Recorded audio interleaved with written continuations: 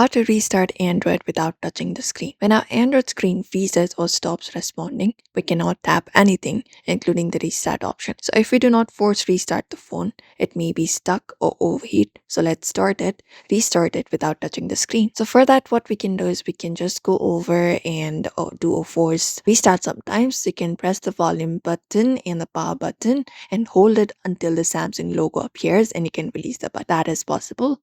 Or if not this, you can go ahead and look out for the option for your setting. Tap on it, and once we access our settings, what we need to do is scroll down, look out for the option for accessibility, and within accessibility, look out for the option called interaction and dexterity. Now once we are here, we can turn on this assistant menu, which is a menu of easy to reach buttons that lets you replace hard keys, gestures, and other common interactions. So tap on it in order to turn it on and tap on allow, and it will give up you a menu on your screen. Now what you may do is basically go ahead and tap on the menu like this, and you'll be finding an option. So you can look out for the option for your power off menu, tap on it, and once you tap on it, you'll be finding a power off menu on your screen.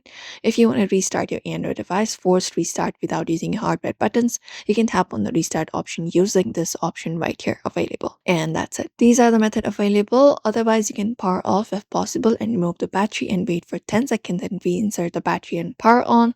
And that should also work out for you. And that now we have successfully restarted an Android phone without touching the screen. So we hope this video was helpful. Ensure to give this video a like and subscribe for more tips and tutorials.